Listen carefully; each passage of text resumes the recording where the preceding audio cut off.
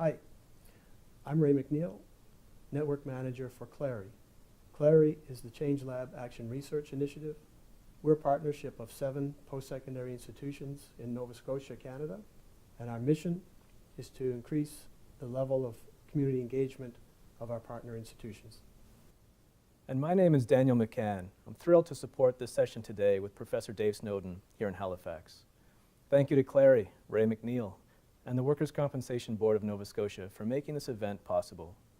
At WorkSafe for Life, we are in the risk business. We seek to reduce risk of injury and its impact on people and organizations. We need to continually explore new ways to understand complexity and methods to make systems and work better, safer, and more sustainable. We'll explore this today. This is a rare opportunity. Dave Snowden is founder and chief scientific officer of Cognitive Edge, a management consulting firm specializing in complexity and sense-making. Snowden's work is international in nature and covers government and industry, exploring complex issues related to strategy and organizational decision-making. He has pioneered a science-based approach to organizations drawing on anthropology, neuroscience, and complex adaptive systems theory.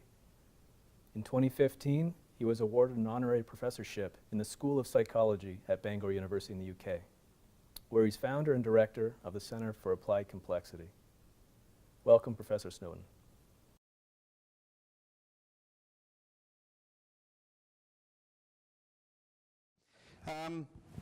This is going to work best if people interrupt and ask questions as we go along, all right? I have no problem in speaking for all of the available time and beyond.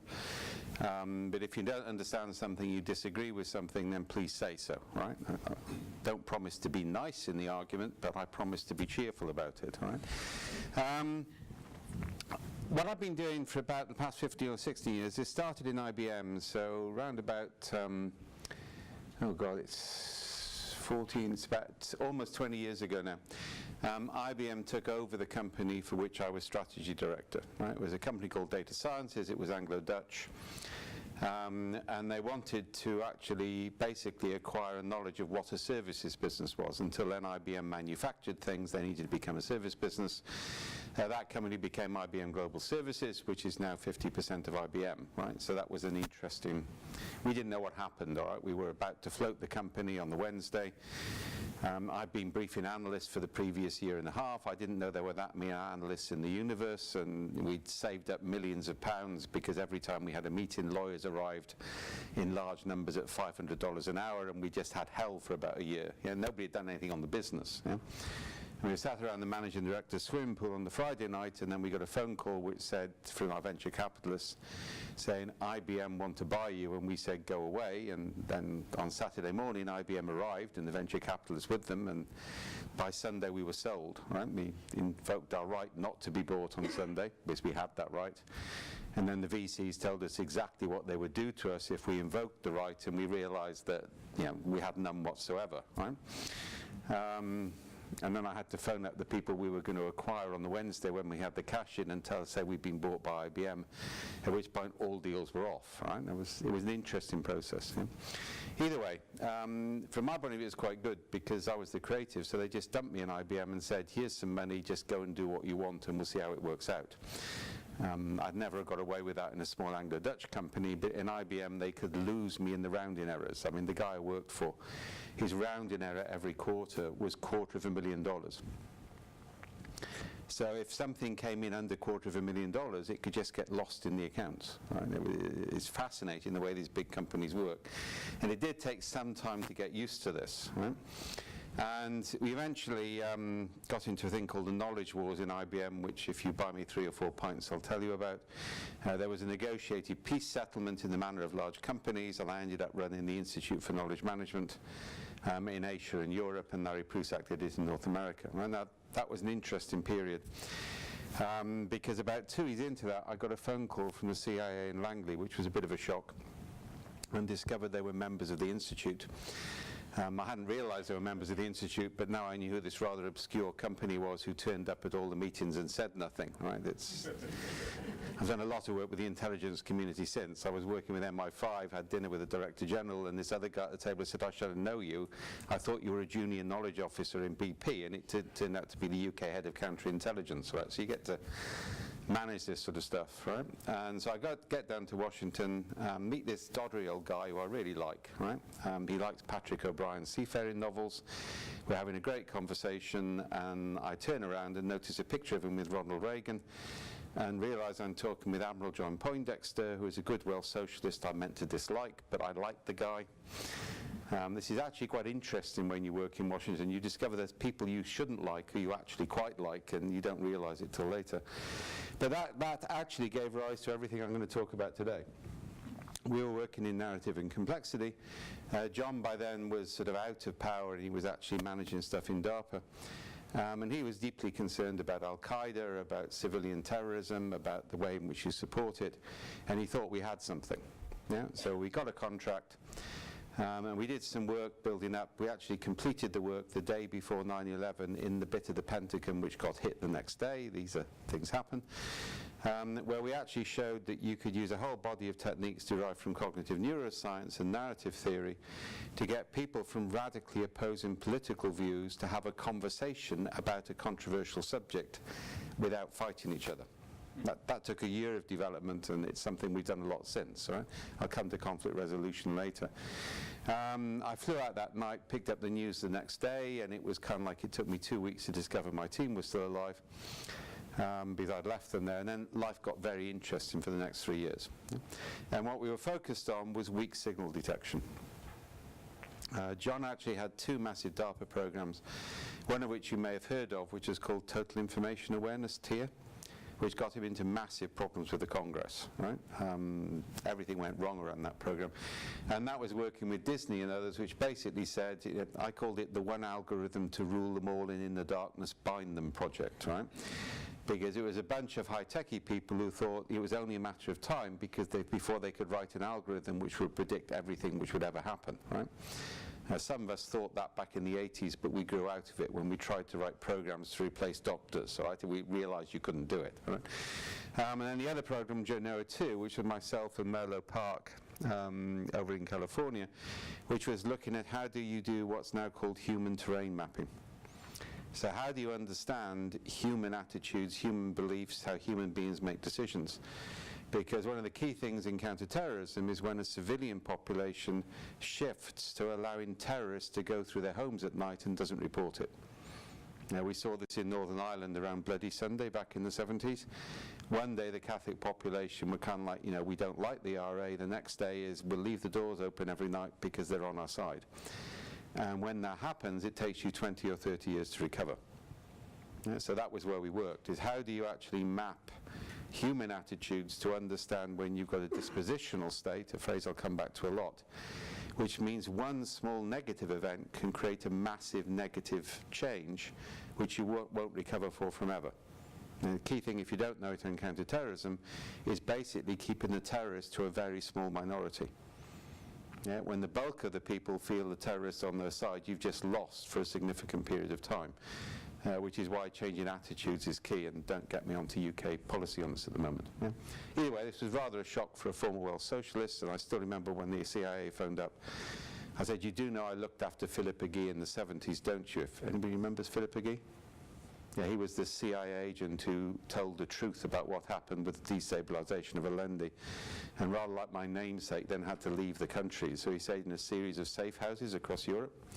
And I remember saying this and thinking I better own up to this now because I don't want to go to Langley and then, And they said, yes, we do in Whitcourt on these dates. Now shut up. And then you realise they know everything, all right? This is just a warning to it. Just assume they know everything and go from that, right? Either way, I wanted to tell you the background on this because actually counterterrorism is like a really hard problem. If you compare that, what you're trying to do, which is to detect the really early weak signs which indicate that terrorism is likely or plausible, compared with looking at things like safety or culture within companies, it's kind of like it's a significant different order of magnitude. Yeah? And we were very lucky because we had the luxury to do that, ironically, with an all-Welsh team, most of whom were socialists and one of whom was a communist, but we never told people that, right? Working on counterterrorism for the US government for about the next 8 or 9 years, right? And that was fascinating, right? And then that stuff moved across. Now, one of the things that you get into when you start to work on this, and this came originally from knowledge management, and I'm going to go through some aspects of knowledge in a minute, was a realization that the current dominant approach, which came in the 80s and is still around, works off an engineering metaphor and assumes an organization is just a type of engineering plant. Yeah? If you look what happens with business process re-engineering, with balanced scorecard, with all of these things which come in the 80s, they basically assume you can sit down and decide how you want things to be. Yeah, you sit down with the consultants, with senior executives, you say in 3 years' time we want to have this type of an organization, and then you say, right, that's what we'll go and do, and then it doesn't work, so you employ change management consultants, and that doesn't work. And then you say, well, the problem is culture, so we'll blame the culture. So then you bring in the cultural change people, and that doesn't work. Yeah? By that time, the executives have resigned, and the whole cycle starts again with a new set of executives, right? This is deeply depressing. And the other problem we have is that governments follow this. I've told the last two groups about this, it's taught in the big consultancy firms. And I'm not joking here, it is genuinely taught, right? When you can't sell it to industry anymore because they know it doesn't work, go and sell it to government as industrial best practice, and you get another 10 years lifespan. So we see Six Sigma being introduced into government at the moment when industry has largely abandoned it because they know it doesn't work. And it was never going to work in government anyway. Yeah? Design thinking is now being introduced into government when it's largely failed in industry because it didn't deliver, and actually, to be honest, it's largely failed in government labs as well. And to my mind, we've got to sort of change this. Yeah? And the core thing underneath this, three things which are really dangerous, is the assumption that there is a linear relationship between cause and effect which we can discover. Yeah? If I do A, it will produce Y result, and if I can't predict the future, there's some failure of analysis, and that's the assumption of order. Yeah? So that's one major problem. The other is the wrong metaphor, the assumption that human systems basically can be engineered. And that really came in with the dominance of IT from the 80s. If you actually look at organizational charts or anything to do with culture, they're drawn effectively like the wiring diagram of an electrical circuit, or often the sort of rather unpleasant sort of pipe work of a oil processing plant, right? Now the reality is, the work that I and others are doing is to say the metaphor should be that of an ecology, not a machine. We're not dealing with human systems with something mechanical which can be engineered. We're dealing with something very different, right? And the third thing, and this is probably the most fundamental, which is what that picture from Gaping Void is about, is the basic naive use of cases. What everybody wants to do is they want to do something other people have done with a predictable result. And the huge irony is, I was with the board of one of the world's top 15 companies a month ago, and they said, we got you here because you do really innovative stuff which is very radical, we want to do something very different. So we went through stuff and we came up with a proposal.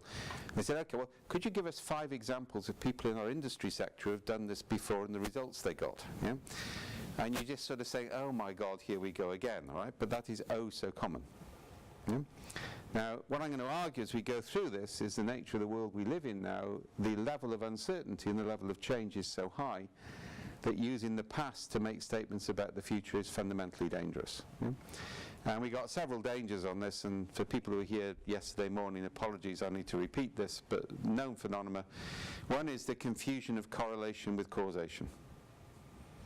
Yeah, the fact I've got 15 or 16 cases, so the normal approach is find 15 or 16 cases where the people managing the organization say they got a good result. You notice I'm putting some qualifications in here. Yeah, do not trust what a manager of safety tells you about safety in their company. Yeah, but that's where the consultants go and interview. They go and interview the managers responsible, right? And they believe what they say, which is tremendously naive, right? So be going steady, 15 or 16 companies where the management say they're good at something. Yeah? You identify things that they all do in common, and then you create a recipe book, a fast-selling popular book with a set of recipe cards which say, do these things, you too will be successful. Everybody familiar with that approach? Okay, my favourite example on this is if Halifax, or rather Nova Scotia, wants to increase the number of Nobel Prizes. Have you got any, by the way? Any Nobel Prizes from... Yes. Okay. Right, so if you want to increase them, right, the key is to increase the consumption of dark chocolate per head of population. There is a direct correlation over the last 20 to 30 years of dark chocolate consumption per head of population with Nobel Prizes per head of population. So it's very simple, all right? You know what to go and do. The other one I love, by the way, is suicides by drowning directly correlate with Nicolas Cage movies. All right, but that I can actually see a causal link. All right. There's a whole site of false correlations, and they're quite incredible. All right, and the trouble is, people believe that their correlation, because it actually gives them a recipe, a set of safety, must be right, but they don't check the facts. Yeah? And the trouble is, they don't really get into the context of what's going on. We've got other problems on this. So we know the way that people report events. So anybody's done a lessons learned process? Yeah? Yeah, or peer assist or any of these sort of techniques. The trouble is, if people have succeeded, they remember history different than if they failed. Yeah, we did controlled tests on this in IBM with outsourcing contracts. So these are mixed teams. Yeah, salesmen, engineers, marketing people. Outsourcing contracts are massive. They're $1 million budgets. Yeah, it's 8 or 9 months in progress, and one day you get told whether you've won or lost. If you won, you're a hero. If you've lost, well, kind of like you'd be lucky to escape failure. So we did a big project on that. We did a lessons learning process, and I should say we now talk about lessons learning, not lessons learned. Yeah, because you need continuous field capture of lessons at a fragmented level, and I'll come back to that later on. So we did a lesson, but this was technically lessons learned, a structured process, what's happened over the previous year. A technique called future backwards, which I'll commend to you as a method. That's an open event method, right? Puts a cognitive load on people. They have to describe history backwards, not forwards. By the way, anybody got teenage children? Okay, this is a CIA interrogation technique. I strongly commend it to you, all right? I've learned a lot over the years, and I've had teenage children, and knowing about complexity, cognitive science and interrogation techniques is really useful with teenage children, right? So if they come in at 3 o'clock in the morning, and after you've hugged them because they're still alive, you want to kill a little bastards? Have anybody been there? Right? And they have this wonderful, plausible story, all right, about, mobile phone reception, having to look after a friend, and you're pretty sure they're lying. Get them to tell the story backwards. Yeah, human beings can't lie backwards consistently. We can lie forwards with alacrity, but it takes a lot of training to tell a story backwards if it isn't true. And so I share that with you because I don't believe in reincarnation, and I wouldn't have liked my parents to practice it on me, but it's a legitimate technique. Either way, so we're using an advanced technique, all right, which does actually flesh out stuff which you wouldn't otherwise get. Yeah? And we actually capture the lessons learned with the same team the day before they know the result and the day afterwards. Completely different. Yeah, so no separation longer than 48 hours. The memory is radically changed because human beings change their memory of the past to meet the political contingencies of the present. And anybody who does this, oh, please be honest with us because we're a no-blame culture. Anybody heard that nonsense? Yeah, that's a Darwinian technique to eliminate the fatally naive early on in their career, right? The reality is that it's the scary thing is people don't lie, they think it's true. And I'll come back into some of the reasons for this later. So you can't trust what people say about cases anyway. Yeah? We did a body of work with the big 6 consultancy firm. We put in anthropologists to actually spend weeks looking at their use of knowledge management systems. When you heard what they said they did, consultants went on, you've all heard these knowledge management stories? A lonely consultant in a hotel in Bangkok has to do a presentation to a client the next day. Yeah, they don't know what to do, so they go onto the knowledge management system and they miraculously discover a set of slides and life, the universe and everything is wonderful. Everybody heard those stories? Yeah? Well, first of all, I very much doubt if the average male consultant from a large 6 consultancy firm was on their own in a hotel room in Bangkok anyway. I had to deal with some of these guys, right? But actually, when we looked at it, it wasn't true. People accessed the system to find out the name of somebody they could phone up and have a conversation with. Nobody looked at the raw material. Because human beings actually do human validation of written material. Yeah, and that's actually key to understand. Right? And also, we know that often it doesn't work. For my sins, I've written 2 ISO 9001 manuals. Anybody done an 9001 manual? Yeah. Okay, so I got called in by the CEO and he said, you're in charge of getting an ISO 9001 certificate. And I said, why me? I break the rules. So, yeah. He said, poachers make the best gamekeepers. Yeah, which was kind of like, okay, you bastards, you know, all right, but never mind. And he said, and also you'll write something that people will follow. If I give it to quality, they'll write a 15-volume set with an 8-week training program and we'll never pass it. So I wrote a manual which was 83 pages long. It used a do-case approach. I was a programmer then, yeah? Well, had been a programmer. And basically it was, if this happens, do this. If this happens, do this. If this happens, do this. If anything else happens, gather these people together and minute what you did. I didn't know about complexity then, but that is actually a very sensible complexity technique. As if quality had done it, they would have spent months writing it, going through multiple scenarios, and we just had a very simple process. These things we know what to do. Anything else will create a fast response process. It will document and go into a knowledge base. Then we had another book, which is the name of all the managers who had to be removed from the building if the quality inspectors came, because they couldn't be trusted to answer the questions in the appropriate way. And we were a secure site, so we could hold up quality inspections by challenging their, we basically, the security guards had an instruction, if anybody comes from an inspector, challenge their ID, we need half an hour to evacuate the building of people who don't know how to answer the questions, so then nominated deputies can take over. Either I did that, got sold to another company to do it, and it would have been a career, but I decided I had enough, right? Now, I'm making a series of points, all right, which actually anybody who's been around in business or government knows anyway, but we try and pretend it isn't true. Yeah, and we need to get a greater degree of authenticity into the system. Yeah? So the big problem, as I say, right, is that you can't trust what people say, the correlation causation thing, and there's a whole body of other cognitive biases I'll go through. Yeah? The reality is that you can't trust what people say about the past. Therefore, while you can learn from the past, you can't use it to create prescriptive recipes for the future in other than very restricted cases. Yeah?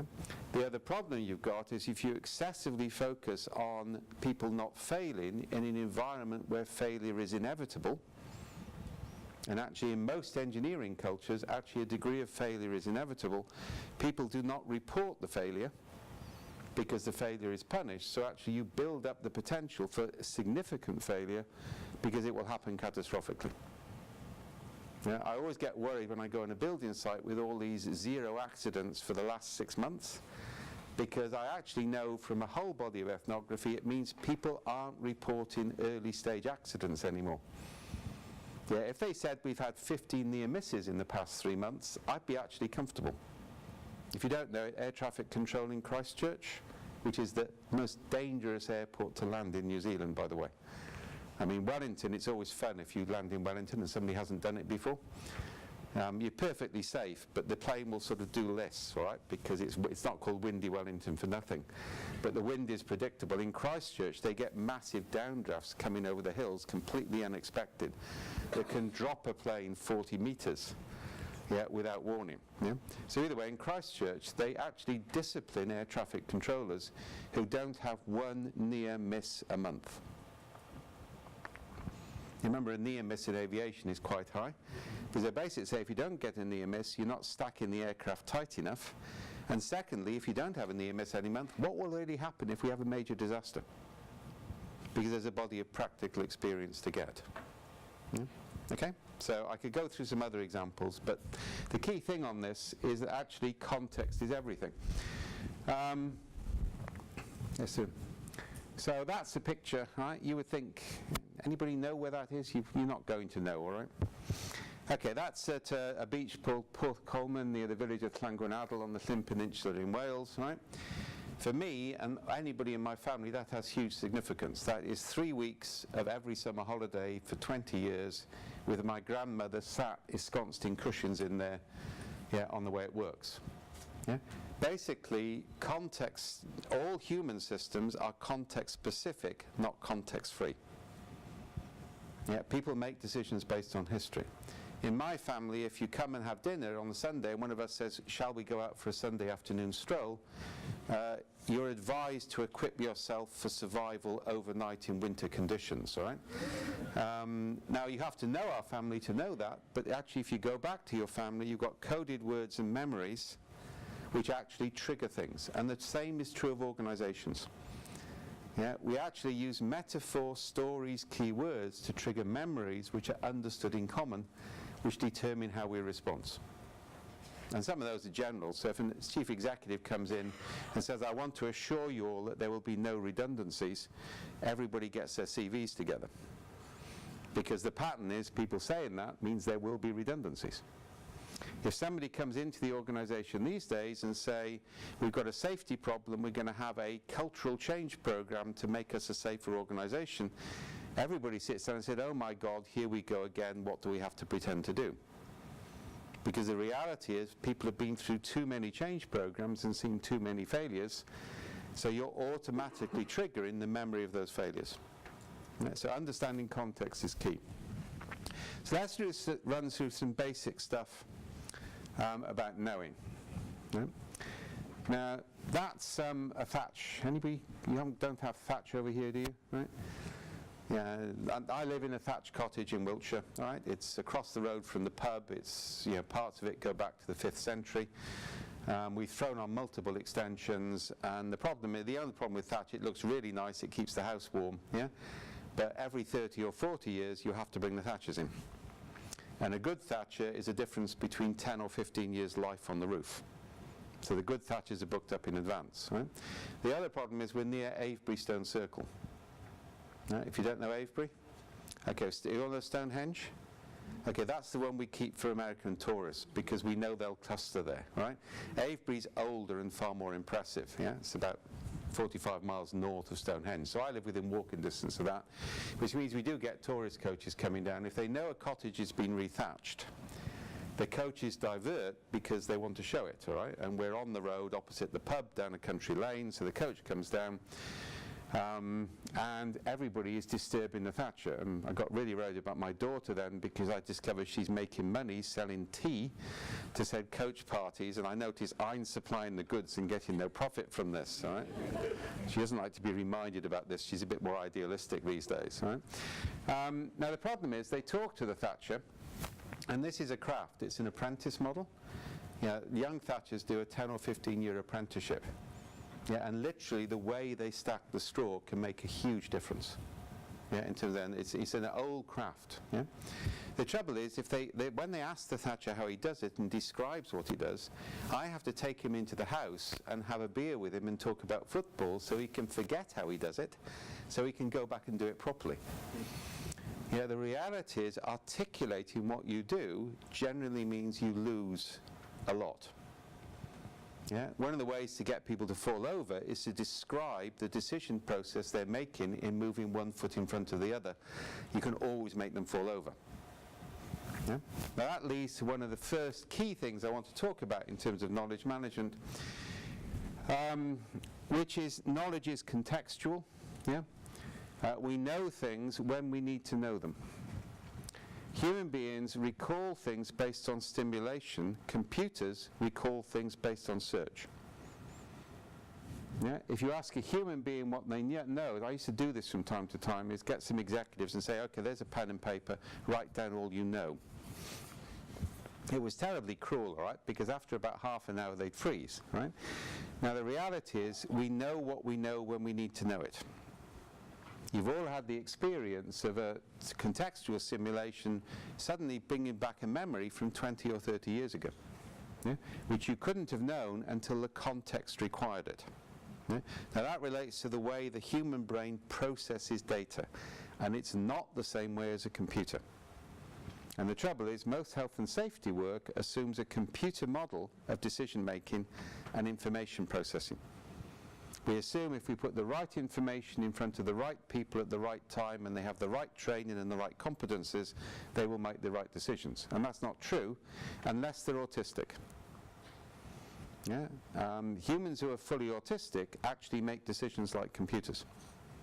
And the danger is we're building rules and regulations which reward people who are autistic but not anybody else, because compliance with linear processes produces that sort of impact. So knowledge is contextual, it requires stimulation. I'll come back to that when I talk about ritual. Secondly, we always know more than we can say. We will always say more than we can write down.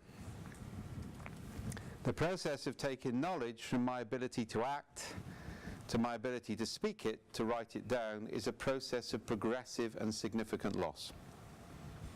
The basic data on this is what you can write down is less than 10% of what you know. Right? So just think about that immediately in the context of any manual, any document. Yeah?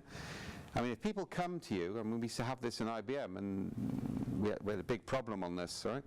So we're working for IBM, it's a reward-orientated organization, and they said to me, you've got to write down what you know about the use of narrative, right? And so I said, okay, I'll do that. You learnt this in IBM. If somebody senior told you to do something and you didn't want to do it, you said you'd do it and you just didn't. Yeah, most problems went away, right? And it's not that I don't want to share it, but I don't want to share it with people I don't trust. It's actually not power which is the reason for retention, it's fear of abuse. If you have deep knowledge, you're generally happy to share it, but you want to control the use because then you can make sure it's used properly. So then they added my bonus to it. They realized I hadn't done it, so they said, you know, you have to share your knowledge, otherwise you won't get your bonus. Now, by now, daughter is a teenager. Bonuses are essential to paternal relationships with teenagers, particularly teenage daughters. Yeah? So I've got to earn my bonus, but I don't want to share my knowledge, so I wrote a 15-page paper on eschatological realization, which was a fictional debate between Deleuze and Habermas, talking about the nature of epistemology using assemblage theory. And I said, well, I've shared my knowledge. Yeah, so, and actually my manager wasn't fussed because there was a document he could tick the box on. And nobody has ever understood it to this date, including me, because I actually wrote it after 4 glasses of good malt whiskey. Because it takes me 2 glasses of malt whiskey to open a book by Deleuze in the first place, right? If anybody knows Deleuze, you'll understand that particular need for alcoholism, right? The reality is, and what I did was actually disguise my knowledge. Yeah? If anybody looked at it, they got curious, they phoned me up, we had a conversation. Yeah? The real danger was I codified it so that people thought they understood it, because then there would have been accidents. Yeah? So there's a whole body of human knowledge which requires that sort of experience type model within it. Yeah? By the way, that's why we use a lot of narrative. If I look at the work we've done with the US Army in Afghanistan, actually the main communication mechanism is by narratives. Yeah? And I remember I did a presentation on this in the Pentagon, and I got thrown out of the Pentagon. Well, you don't get thrown out, but when people with guns indicate you should leave, you tend to go along with it, right? Because I basically said you can't codify knowledge. And the guys from TRADOC got really angry with me, right? And then 2 years later, I got phoned by General Sorensen, who was a 3-star, now IT for the US Army, and he said, come back, because what we found in Iraq is nobody read doctrine, but actually platoon commanders blogged and everybody read the blogs.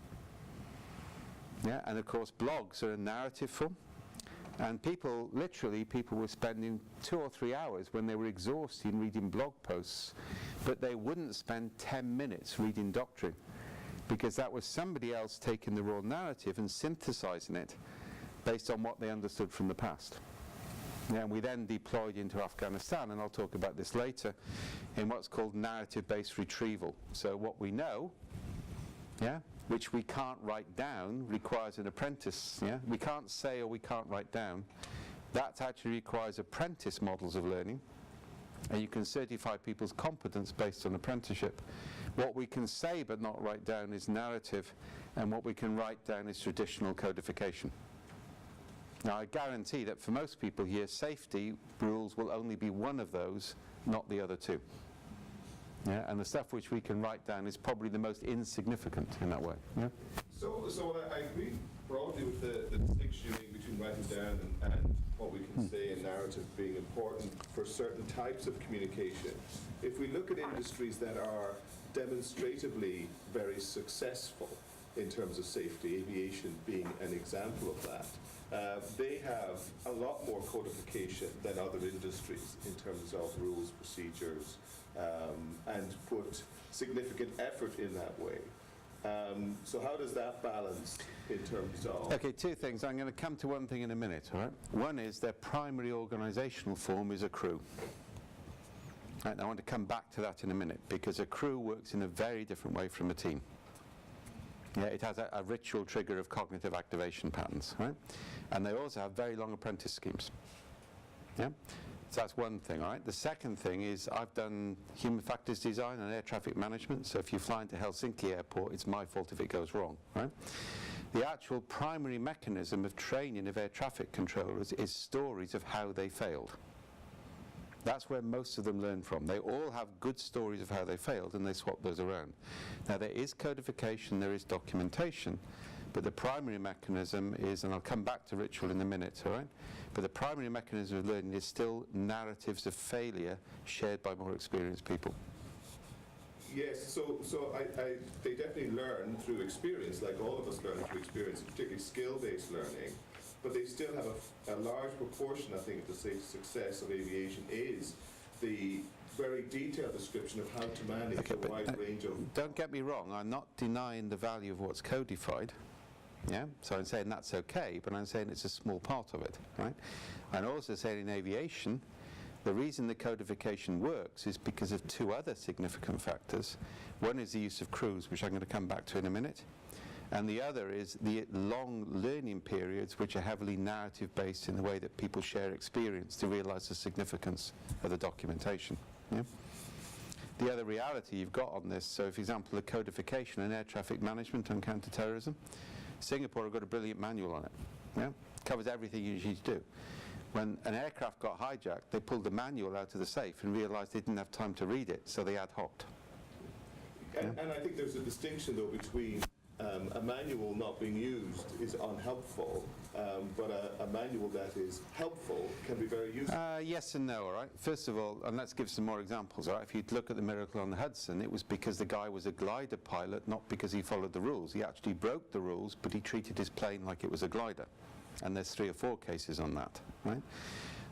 I could go on this, all right? But fundamentally, I'm not challenging the value of documentation, but I am challenging the concept that documentation is enough. Okay, yeah. No, yeah? All right? And that's a significant issue, all right? And the other problem is an over-reliance on documentation can be deeply problematic, because the other issue is we don't remember documents if we don't use the knowledge after a few weeks. Right? So if the knowledge isn't in active use, the memory goes away. And I'd actually argue, if you look at the work we're doing with nurses in hospitals at the moment, they are consistently breaking the rules to provide empathetic care. If I look at the work we did in the mining industry in South Africa, no diamonds would come out of the mines if people followed the rules. Yeah, it's why a work to rule is the most deadly thing anybody can do, including air traffic controllers. Yeah? So the argument is we need to reduce the dependency on codification, increase the dependency on apprentice models and narrative, and there's some other stuff I'm going to go through in a minute. Yeah? Okay. Next one up on this. Anybody know about London taxi drivers? Yeah. Okay, well this is kind of like the classic metaphor. It's one of the ways I describe the difference between using information and using knowledge, right? And people confuse the two. One of the big problems we've got in education at the moment is it's become information regurgitation rather than knowledge creation. Yeah? So basically, let's take the difference between a map and a taxi driver. So if you've got a map of London, yeah? It's a highly symbolic, codified piece of knowledge, all right? You have to understand the conventions of mapping to use it, right? But you can navigate around London. So you can arrive in Heathrow, you can hire a car, you can navigate across London using the map, right? That's fine. Yeah? The trouble is that you've got to keep looking at the map. This is Boyd's OODA loop, if we know about that. Yeah, observe, orientate, decide, act. So you've got to observe where you are, orientate yourself to the map, decide where you want to go. Yeah? Now that's kind of like cool, but if you get to Hyde Park Corner and we realise you're a foreigner in a hire car, there's an entertaining game that London drivers play, which is we sandwich you on the inside of the roundabout and prevent you getting off it, right? You'll actually see drivers pass, a hire car comes in, the guy obviously doesn't know what he's doing, so kind of like we just pass them on. They have to go around about 50 times before somebody feels sorry for them, right? You're going to be slow. If you've got any sense, every now and then you'll stop the car. In fact, even with a sat-nav, it can get very difficult if you don't know the area. Yeah, we'll come back to sat-navs in a second. So that's fine, right? The fastest way of getting there is to get into a black cab. Now, the black cab, you can get into it and you can say, there's a hotel called something or other, it's somewhere near the exhibition centre in the Dockland, and the guy will know what you're talking about. You can fall asleep in the car, you can change clothes in the car, in the taxi. I've done that before now when I've got a conference speech to give, yeah? And you can have complete confidence you'll arrive at the right space, and the taxi driver will get there far faster than anybody navigating with a map. Okay? Now, one of the reasons for that is the way we train taxi drivers in London, and we have this weird concept that taxi drivers should be trained, is they spend a minimum of 2.5 years. Nobody is qualified in less than 2.5 years. Yeah?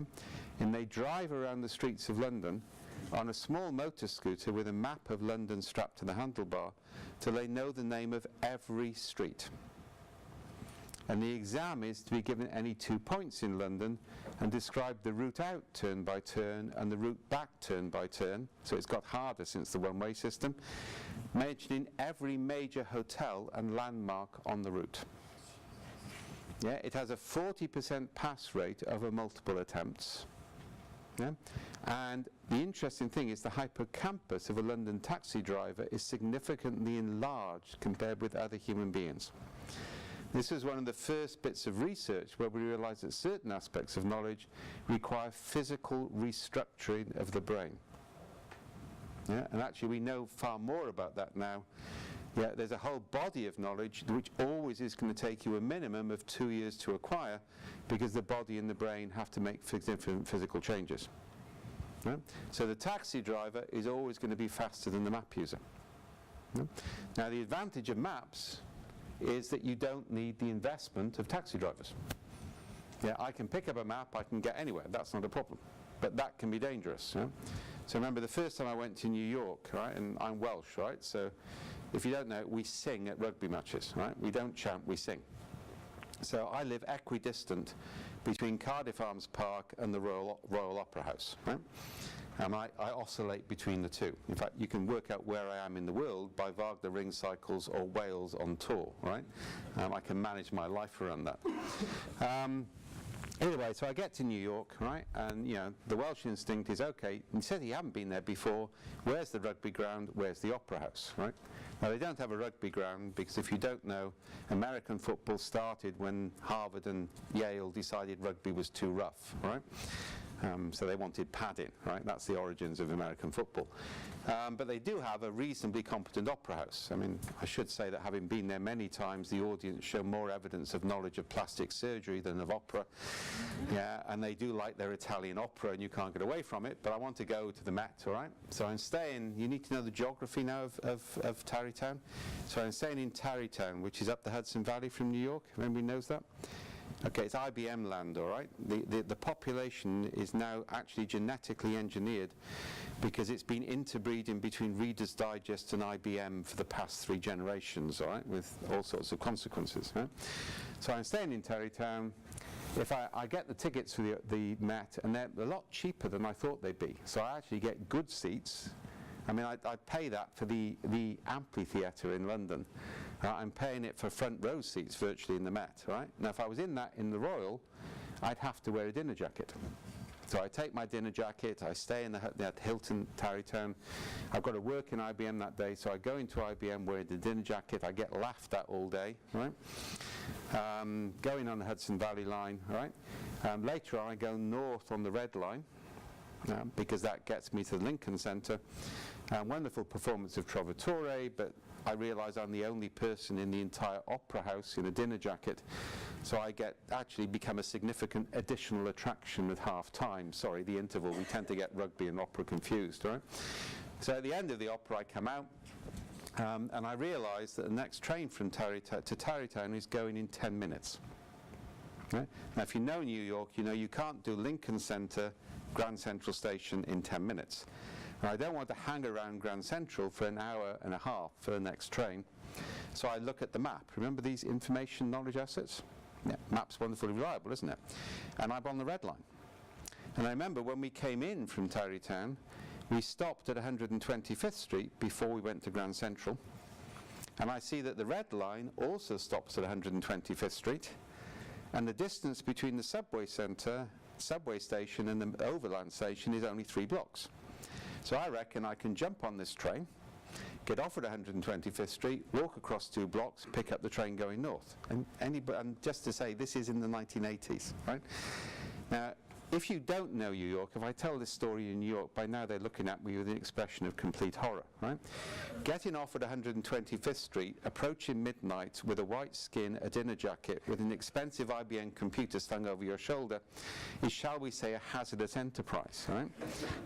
So I'm walking down the street because, I've been around long enough, I know I've got to walk confidently, all right? And, there are people starting to surround me, right?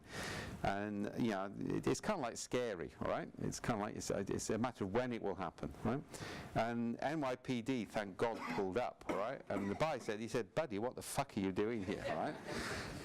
It was kind of like, you're about to create major problems for me, all right? So I get bundled into the car, taken down to Grand Central, yeah? Turns out his wife is cousin to somebody who I know in Merthyr Tydfil, but never mind, this is the way the world is connected. Yeah, and I tell the story the next day. I'm still shaking, all right, because you shouldn't do this, all right? I mean, it's now, by the way, completely safe. It's become terribly gentrified, and you can walk around without a problem. Yeah, but then it was scary, right? So I go to IBM the next day, and I tell this story. It's now the story of the mad Welshman on 125th Street. And they said, didn't you know you shouldn't do that? And I said, the map doesn't say here be muggers and other strange beasts. The map says if I get off here and walk across there. And they said, but everybody knows that. Yeah? Now this is the big problem again with codification. To codify, you have to make so much assumption about what other people know that the danger is you get it wrong. Okay, I'm spending some time on this because I want to build the reasons for the solution. Yeah? The other thing, if you don't know it, and this is probably one of the 2 most significant things coming out of the biology of the brain, is consciousness is not co-located with the brain. It's a distributed function of the brain and the body. Yeah? So when you pull your hand away from a hot plate, if anybody's done that, your brain doesn't fire until after you've done it. Yeah, people like Richard Dawkins say this means you don't have free will, but the trouble with Richard Dawkins is he's a Calvinist in atheist disguise, right? And if you actually assume that the brain has to make all the decisions, that's a linear causal model, yeah, then the fact the brain fires after you've done something leads you to that sort of conclusion. The fact is this is actually called autonomic processing, what Kleiderman called thinking fast. Yeah? Basically what happens is the body develops and evolves the capacity to make decisions instinctively. The brain is firing after the event to validate whether it was right this time or not so it can correct it. Yeah? Now once you realise that, a whole set of problems go away. And by the way, this is the true difference between the right and left side of the brain. It's one of several. The idea one is emotional and one is logical is just a management consultant nonsense, right? And that one where you look at the spiraling dancer and decide whether you're... It's up there with Myers-Briggs in terms of pseudoscience, right? So either way, I did say I wasn't going to take hostages, didn't I? So basically what actually happens is that the left side of the brain is literally handling 20 million items per second. If that doesn't work, so the model starts to fail, the right side of the brain clicks in, that handles 20,000 items per second and consumes a huge amount of energy, which is why you don't do it unless you've really got to. Yeah, evolution is about energy minimization. So as long as the automatic process produces an acceptable result, you won't flick into novelty receptive process. Right? And that's actually one of the reasons why people walk into walls and make major accidents, because they're only scanning a limited amount of data. And that training process takes 2 or 3 years. Now the scary thing on this is if you ever have a relative with brain injury, sorry, we have a black sense of humour in Wales, right? If you have a relative with brain injury, you can make an absolute fortune by selling your relative as a research subject to cognitive neuroscientists. I mean, they hang around hospitals waiting for people to come in with brain injuries. And they really want somebody to come in with a steel shaft driven through their upper cortex so they can replicate the Phineas Gage experiment with modern equipment, right? So a woman came in, she'd lost most of the right side of her head, yeah, including the right side of her brain, her arm, in a tragic road accident, and she survived. It's amazing what some people survive, whereas a pinprick can kill you. Yeah? So either way, she survived, but she didn't have novelty receptive processing left. So they asked her to pick up a tray of glasses full of water. She thought she still had a right hand. Now, she's got all the stimulation, but she hasn't got the capacity to process it. So she thinks she picked up the tray, but of course she picks it up with one hand, it spills water all over her. She accuses them of throwing water at her. It wasn't until they electrically stimulated the small remnant of her right brain she realized she'd lost her arm. Now that is actually a key thing to understand, not just about humans, but about organizations. If you get stable patterns that work, we don't flip into novelty receptive mode until everything fails, by which time it's too late.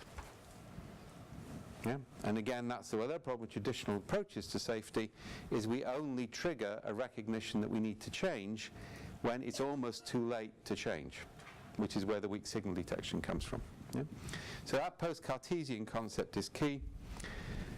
Next one is we learn more from failure than we learn from success.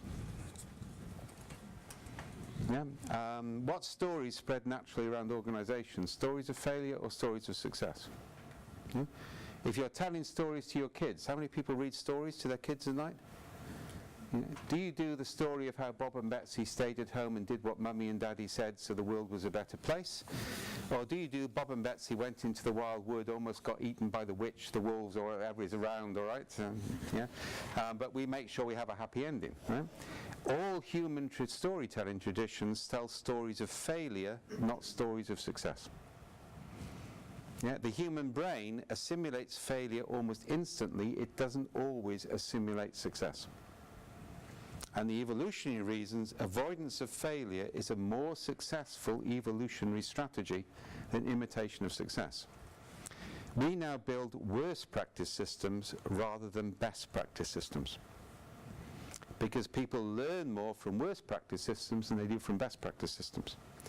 I'm going to show you some results from work we've been doing in aircraft manufacture, where actually the story that everybody tells isn't I clipped my harness, yeah, my safety harness on so I didn't fall off the gantry. The one everybody knows is I didn't clip my harness on, I fell off the gantry, luckily Fred was underneath me, he broke a leg but I was still alive. Everybody will tell you that story, including the one of the guy who actually barrel rolled a jumbo jet under San Francisco Bridge, which is quite an interesting one, right?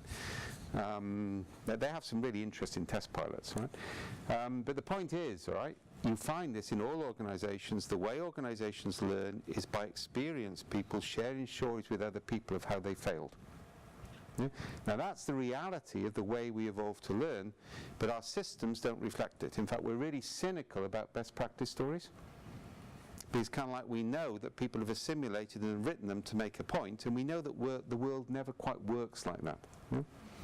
Right? So actually building worst practice systems can actually be a more successful learning mechanism. Yeah? We've got a couple of things we do on this. I mentioned cruise areas. Let's talk about this. If you look at an aircraft cockpit, or if you go into air traffic management, the process of coming on shift is highly ritualized. You'll notice most people in cruise wear uniform as well. So the pilot is going through a checklist. The checklist is extremely useful, but the checklist has another function. It does what's called cognitive activation. It moves them from being whoever they are to being a pilot. What it does is it aligns identity with role. Yeah? And there's a long training process in that, but it means you can have a crew with people who haven't worked together before, but they're trained in role and role expectation and the interactions between roles. We see the same in operating theatres in hospitals, yeah? Emergency fire crews. Yeah? Basically, a crew is an extremely successful method of embedding knowledge in a collective unit. Yeah? And it's the ritual activation of a trained pattern which works. And of course, you have to constantly train. I do a lot of work with the US Army and elsewhere. The Army trains to fail. All training is designed to get people to fail, because the more you train, the safer you are when you work operationally. Yeah, and nobody would allow it to be manual. They're also finding some interesting data, by the way. Young kids who are good at computer games are absolutely crap at making decisions in the field. Yeah, because the physical simulation and the stress radically changes it from computer-based simulation. Now, based on that, one of the techniques we use a lot is called anthrosimulation. So this is where we set up a situation where whatever people do, they fail. I grew up on Star Trek as a young child, so you can know where I got this idea from, right? Basically, what we have, 3 teams working together. Yeah? So let's take I won't do a physical one, that takes longer to describe, right? 3 teams working together, they have to describe a situation, yeah, and we're constantly feeding them data while they're doing the description, because that's reality. In reality, you're constantly facing new information. Yeah? At one point in time, they have to say, okay, this is what the situation is, this is what we'll do. Then we send them away for a couple of hours. When they come back, whatever they did turns out to have been a total disaster. Now, this is quite easy for the games team to assemble, because you can actually find something they missed. Yeah, you can then build a realistic scenario based on something they missed. And they come back and they say, oh my God, we missed that. And we move them through that cycle 3 times. By the end of it, they realize they're doomed. Yeah? Now, the interesting thing is, after 3 rounds of failure, typically they're scanning 20 to 30 times more data before they make a decision. Yeah? And actually, when people succeed, they tend to reflect badly out of a training exercise. Yeah? The other thing we're doing is we're constantly capturing their narrative of why they made decisions and how they think when they failed, and that goes into a database which is available for live operations. So using training simulations to generate multiple stories of potential failure and solutions gives you much more realistic codified material than trying to write it down in advance in a structured document. Yeah, I'll talk about this later, but narrative is best accessed by ambiguous questions arising in ambiguous discovery. Yeah? One of the ways we make decisions, by the way, is called conceptual blending. So a human being will look at a data set, yeah? They'll pick up a partial data set, that will trigger half-remembered memories from their past or from training or from documents. Now, they may occasionally look at a document as well. Then they blend all those fragments together to come up with a unique form of action. Yeah? Now, that's actually why we hold knowledge these days at a very fragmented level, because the human brain evolved to put together fragments, not to put together results of structured documents. Yeah, and say that's what we found with the army and elsewhere. Yeah? So again, I'm trying to build the science on this so you get some of the background. And then finally on this, all right, a body of knowledge is an evolutionary process as much as it's a database. Yeah? You actually need, and some of the work we're now doing, for example, is safety manuals actually become constantly involved in fragmented documents rather than stuff with structured release. Now, I say that with some qualification, right? Anybody remember company handbooks? Okay, I mean, when I first became a manager, you got this, all right? So it was a ring binder, yeah, and it all looked perfect, and then 6 months later, you get this pack would come cellophane wrapped, and it would be things like replace page 15 with pages 15A to J. Yeah? On page 88, replace or with and. I always used to love those, all right? And you sit at home at night and you go through that. Okay, there's enough memory on this, right? Turns out that's a better cognitive process than having it all on the internet. Because basically you're ritualizing the process of assimilating change. So whereas a computer will always look up things from scratch, a human being always works on memory of the last time they read something. Yeah, so I'd say with some qualification on the real-time things, some things need to be ritualized in terms of the absorption of change. Right? So again, there's a lot of practice we can go back to. Okay, so now kind of like the killer punch and all of this. Now this is from a book which was written by a bunch of cognitive neuroscientists to deal with Malcolm Gladwell's Blink, right?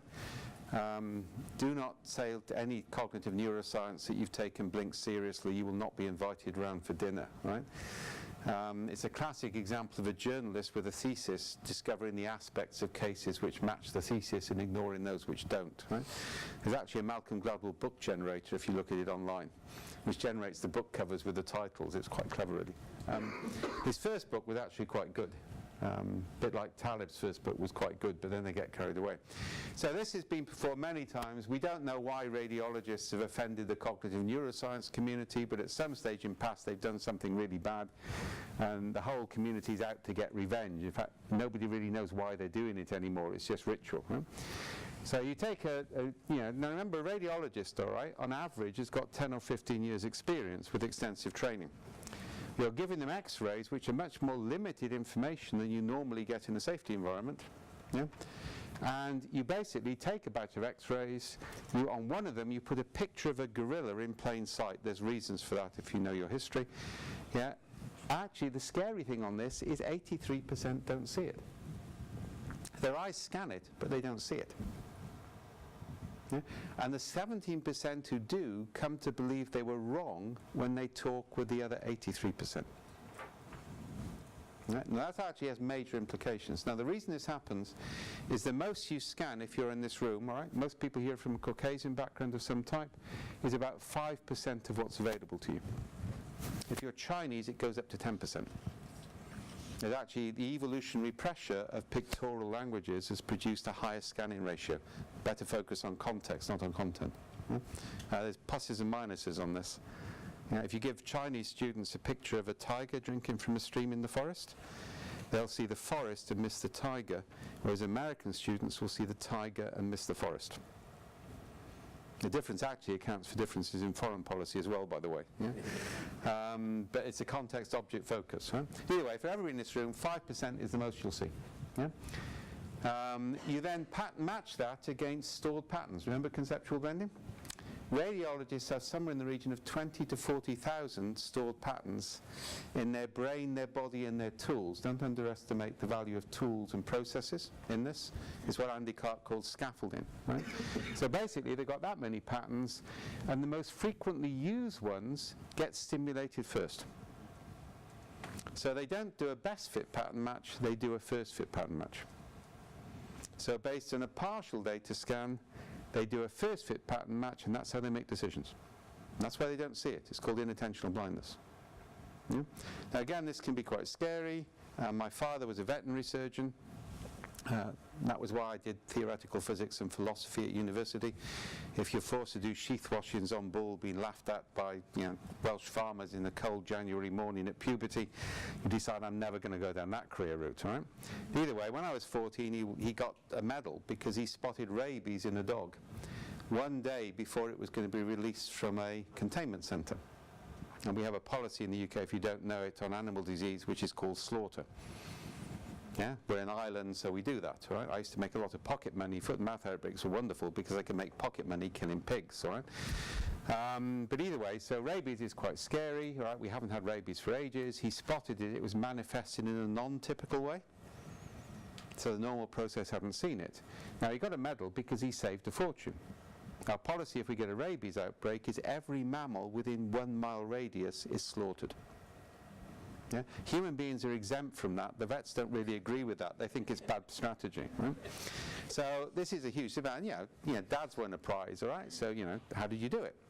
And he said, well, first of all, he said, I've seen rabies. He was in the Royal Army Veterinary Corps in the Second World War. He served in Afghanistan and Egypt, so he saw a lot of rabies. He said, very few British vets have actually seen it. They just know about it. Yeah? He said, but I wouldn't have spotted it if I hadn't been telling you the story of the rabid jackal hunt the night before, so it was on my mind when I went into the centre.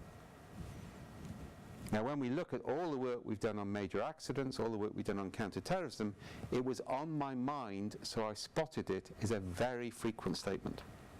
Yeah? Now again, the evolutionary reason for this is key. Think about the early hominoids on the savannas of Africa. Something large and yellow with very sharp teeth runs towards you at high speed. Do you want to artistically scan all available data, look at a catalogue of the flora and fauna of the African veldt, and having identified lion, look at best practice case studies on how to avoid getting eaten by lions? Yeah? If you actually follow that process, the only document of any use to you will be the book of Jonah from the Old Testament, which is the only example I've found of how to escape from the digestive tract of a large carnivore written by a survivor. Right? And I still remember when I picked the bear spray for the first time above Lake Louise, because I could hear bears, and it said, wait till the bear is 1 meter away from you before spraying it. And I thought, oh shit, right? Quite literally almost, if the bear had come. Right? Now you see the point I'm trying to make here, right? We evolved to make decisions very, very quickly based on a partial data scan, privilege in our most recent experience. Okay, now the lesson of all of this is we need to address safety on the basis of how we evolved to be as a species, not on the basis on how you would program a computer. Yeah? The trouble is, for the last 20 or 30 years, we've used a computer model of information processing to describe human decision making. Yeah, and that's coupled with the engineering metaphor, so we need to change. Yeah? Okay, so ritual I've talked about, right? If I look, and I'm now going to start to go through some examples, then we'll open up for discussion. Right? We got a project in New Zealand. It was rather interesting actually. When I was working in IBM, we were looking on a new model of doing management consultancy. I failed to persuade Ginny Rometty, but I had 4 years where they let me experiment in New Zealand and South Africa, because IBM doesn't regard New Zealand and South Africa as countries. They're that insignificant, right?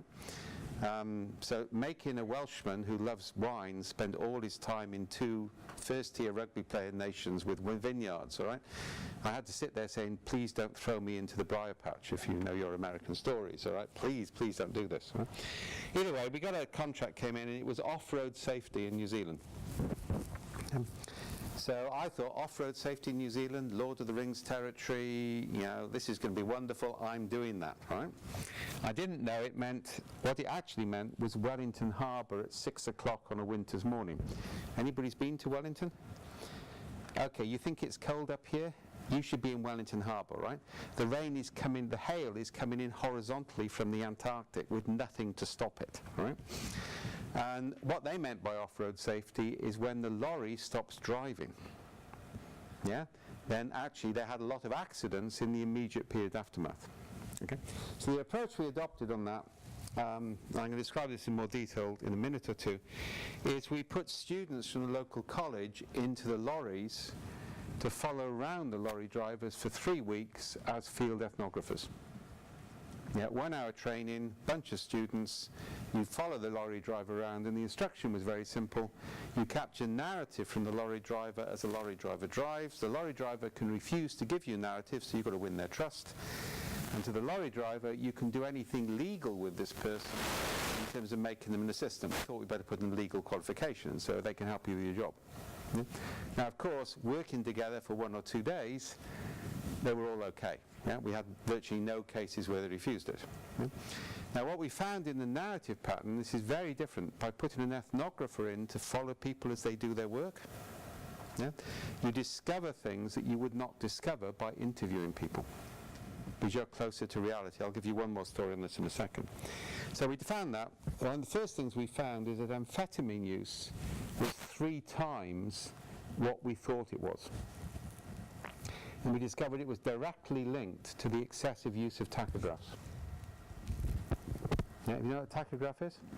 Okay, it's a device in the lorry which measures how long you've driven for. Now, for various reasons in that context, you might get to within 20 minutes of home in a comfortable bed, but the tachograph would say you had to stop driving. Yeah, and as a result of which people were tired, as a result of which they were taking amphetamines. Yeah, there were some other complex things on that, but actually it turned out, and we've just done a lot of work in Newcastle on this with blue light services, police and fire officers. We discovered the main reason for mental breakdown is the health and safety rules, not the job. It's the excessive constraint to the health and safety rules and the consequences of failure which are causing mental breakdown. It's not the job itself. Yeah, and that's actually 1 month old as a project. This is several years old. Yeah? So anyway, so if you're police firearms in the UK, all right, and these are very mature individuals, if they shoot somebody, and that's what they're there to do, then they get sent away for their team, while the thing is investigated and not allowed to talk to anybody. So from a tight-knit, highly dynamic community, they're put into huge socialization with a sense of guilt, and it can take a year But the other scary one, the fire service, all right? There's a fire officer. Yeah, I remember sitting with him. I haven't put my hand around a strange man for a long time and hugged him, but he needed it, all right? And I went to talk about a story he told, right? And basically, they arrived at a frozen lake. There was a kid with his dog, right, in the lake. All right, and you know what ice is like on that, well, you know here, right? And they had to do a safety assessment before they could try and rescue him, and it basically said they didn't have the right equipment. So they called the new equipment out, and the kid died. And he basically said, and the point is they rescued the dog, but not the kid, right? And he basically, I mean, he's saying is, I should have broken the rules, and he couldn't live with himself. I mean, he had 2 suicide attempts thereafter, right? And the point is, you have to break the rules sometimes to get the job done, but the system didn't allow that, right? And I've just given you 2 examples, but there were several. Right? Either way, what we did with the lorry drivers was fairly simple. We worked out what was happening, because the other big conclusion we got is when we actually got the real data on accidents, because with ethnography you get closer to real data, is most accidents, 80-something% were happening in the first 10 to 15 minutes after the lorry arrived at the harbour. So the lorry would arrive at the harbour, the guy would get out of the, go to the back, lower the thing, and he'd start to unload it. That was when the accidents happened. Now, we now had a reasonable data, we had a reasonable hypothesis. What's actually happening, his brain and body are orientated around driving. He's been driving for 200 or 300 miles. And actually, it takes the brain or body about half an hour to reset in normal circumstances. So after about 15, 20 minutes, they start to rethink they're a loader. So what we did is we gave them heated belts. We basically said, you've got a strap on, the belts with the pads in it that you put into the lighter socket? Yeah? So basically, you can't unload your lorry till you strap on your belt. Right, so we created a simple rule and a simple ritual, and it was physical because those belts are like weightlifter belts. So when you strap them on, they actually stiffen you up anyway, and we halved accidents. Yeah? Now what it was doing, we weren't having health and safety regulations and rules, we were using ritual to trigger a change in pattern, and of course we associated strapping on the belt with training in how to lift properly. So Dave, not necessarily from a biomechanics perspective, what that belt was doing. It was cognitive as well. Yeah, it was a ritual. Yeah. Another example on this, we were doing work on safety in the North Sea. Yeah. So we had a big problem on the rigs, all right, with people spilling liquids. Now, just to be clear, the liquids are liquid nitrogen. Right, so you know what liquid nitrogen does if it spills, particularly on your hand, all right? I mean, it just crumples, right? Now, one of the ways we needed to do that was to change attitude. This is me going further back. So what we did on this, and it was one of the most enjoyable projects I've ever run, all right? Because what we actually did is we ran ridiculously trivial health and safety campaigns in head office. Because we knew everybody cycled through head office every 2 to 3 weeks. The best one we did was the coffee safety campaign. So we had posters made with the slogan, "Coffee kills," right? With pictures of people with skin peeling off their heads, all right? After they'd been scalded with hot coffee. Yeah? We brought in company-approved coffee cups with company-approved coffee trays. Now, this is actually quite good design. They're trays designed so you can only hold them with 2 hands. You can't hold them with 1 hand. Yeah, it's good design, right? And the idea is we're going to run this program and get people really fed up, right? And then we were in the Niblick the night before. If anybody knows the Niblick in St Andrews? Okay, they have every malt whiskey ever produced in Scotland, and they keep a record of which one you've drunk, right? Because you'll need it after about an hour anyway, right? So in the course of this, we came up with a really bright idea, and we went to find the Jobsworths the next day. You know the British phrase, job's worth? Okay, it comes from a famous song, "It's more than my job's worth." You know the really petty-minded person who don't do the sensible thing? Well, that's called a job's worth in British slang. So we asked around for the job's worth, and we were told we very quickly got them. We pulled them into a room, and we made them coffee safety wardens, and we gave them armbands with pictures of coffee cups on it. Petty-minded bureaucrats love this sort of stuff. We made them responsible for enforcing coffee safety discipline. And they were so petty, they'd hide behind doors and leap out to catch people carrying coffee illegally. They caused more accidents than they presented. Everybody was furious, but when they went on the rigs, they worried about dropping liquids. Yeah, what we did was to train a pattern response in a safe environment rather than train it in the real environment. Yeah? So another basic rule of humans, you train best in an indirect, fault-tolerant environment, not in a tolerant one. Yeah? So as I'm going through this to make the point, right, heuristics are also key. Part of the problem with rules is that rules don't cover all possible circumstances. So a personal story that I through the background. I've mentioned my daughter several times. She's now working for me, right? So she's now this high and charming, apart from the criticism she's writing of my misuse of Deleuze, all right? I'm not enjoying that, but there's family discussions going on about it. This story is when she was this high and very charming. There's a period between the this high and this high I really want to forget about, all right? But either way. So I take her up to the top of Conwy Castle in North Wales. Right? And I've got her on reins because the previous week she's almost run off the Irish ferry, all right? So I've got her now strapped with a rein, with a harness, and I got one of those extendable dog leads attached to it, which I make sure my wife doesn't see because she doesn't approve of this, but I think it's eminently practical, right? It means I can let her run off and I can reel her in, all right, if it gets dangerous, right? So we climb up to the top of the castle. Her mother and Hugh, who's 3 years younger than her, are sort of, downstairs, down there looking up, right?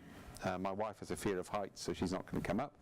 So we get to the top, and we're leaning over the thing. We've been a bit naughty, to be honest. I'm holding onto the reins like this, and we're both leaning over to wave, all right? We shouldn't have done that. It was a father-daughter thing, right? But she drops her toy rabbit. Yeah, this is one of these fluffy toy rabbits.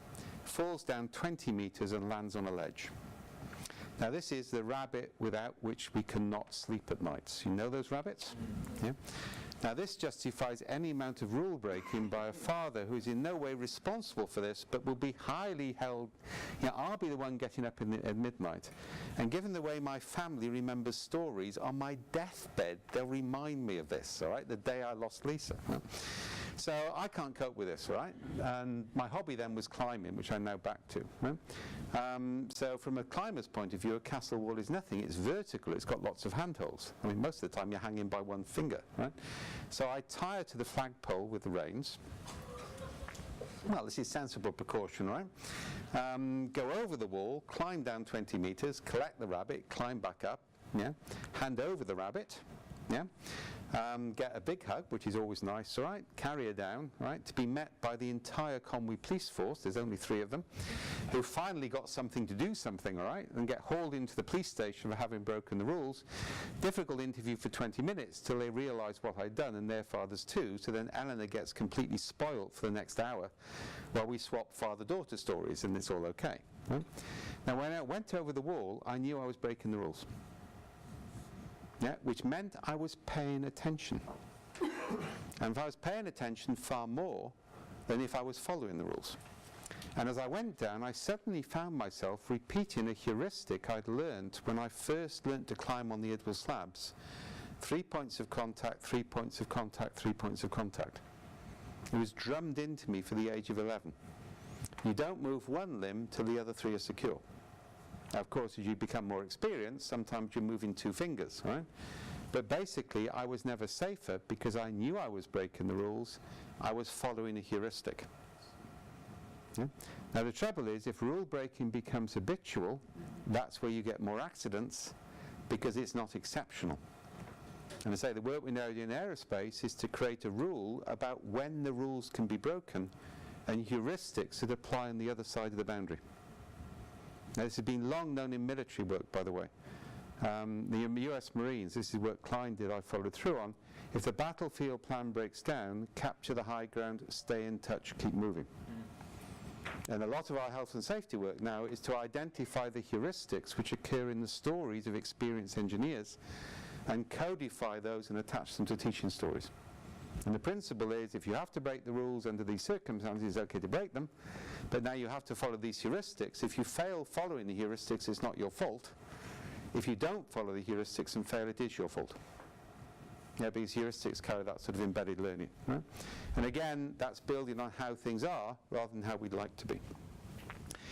Okay, I'm going to stop there for a second, all right? Because what I've been talking so far about is the cognitive side of this. Yeah? And I've already started to throw some examples in of the sort of things we do. And it's all based on what is actually a natural, in philosophy it's called naturalizing epistemology, but it's also a realist approach. It's basically saying, how do human beings actually make decisions? Right, let's build systems based on that, not how we'd like them to do decisions. Right? What I'm going to go on from this is complexity in mapping and audits. All right? But before I do that, 5-minute break for coffee, then we'll come back for questions, all right, or for the toilet break, so 5 minutes. Yeah, and I'll open up for questions after this. Okay, guys? Now, we've got half an hour left, but I'll just stop briefly now. Any questions on what I've done so far? Because after this, I'm going to go into a sense-making framework and how you map attitudes to safety and how you intervene. Yeah? Any more? Yeah. Just a comment/question. You know, in my role, a lot of, I'm the CEO of workers' compensation, so what we have in this province is a relatively small number of large employers who have the majority of the workforce. So there's a leverage point there, and what we focus on is getting them to care about safety. Rather than check off the box or not even know how many injuries they're having, they look at it as a line item on their expense sheet. Now we want them to actually say we need to create safe work environments, and it's a priority. So we go hard at those leaders to try to get them engaged to care about safety. So I'm wondering how that fits in. I'm going to come on to that in a minute. I'm going to talk about how you map the reality of what's going on and how you change it. Right. And some of that is how government changes what they do as well as industry. That's called fractal decision making, which I'm going to finish off on. Yeah? One of the key principles of complexity, which is what my next subject is, you make a decision based at your own level of competence to make change. You never say what other people should do. Yeah? So I'm going to come on to that in a minute. Any more? Yeah?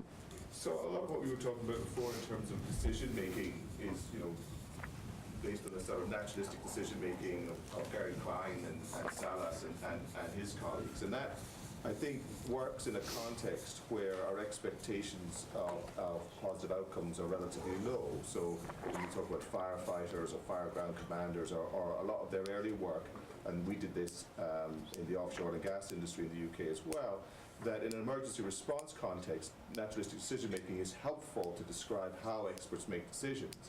When you then apply it to a context where we expect much better performance outcomes, say healthcare, so when you apply naturalistic decision making to physicians, it does describe how they make decisions, but in terms of improving performance outcomes, it tends not to be a great model. You need to look at it in a slightly different way, and that's, I think that's the challenge. Naturalistic decision making describes how experts make decisions, but in terms of performance, sometimes it's not the best decision making. I think I'm going to give Gary a ring after that and say somebody else agrees with me. Now listen, right?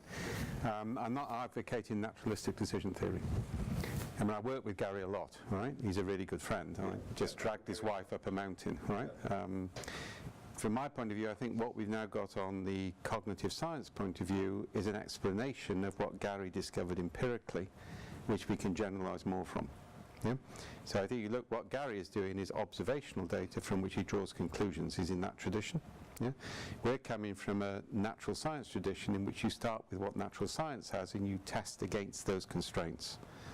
Right? So I think that's where we're coming from. So I quite agree, context of emergency is very different from context of day-to-day. I'm going to show you that in a minute on a slide, right?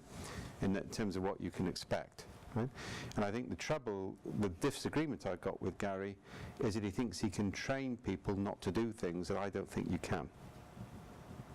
Yeah, so the whole cognitive training stuff that they run as a consultancy group, I think has a limited impact as opposed to changing the system around in which people are operating. But he and I debate that frequently.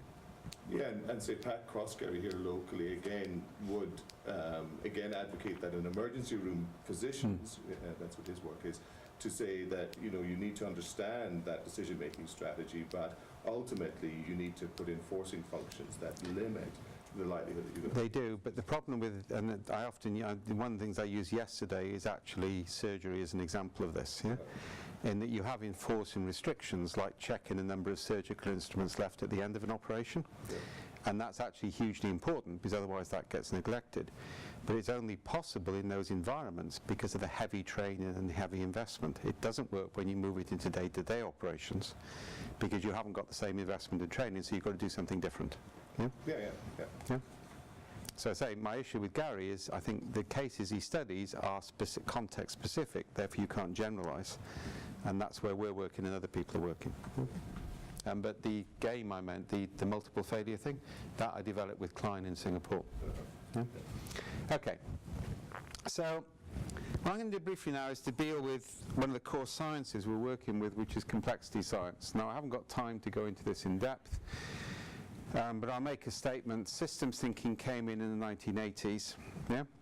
And it started to displace scientific management, which was the current dominant paradigm up to that time. I did a lot of leadership training with Peter Drucker when he was alive.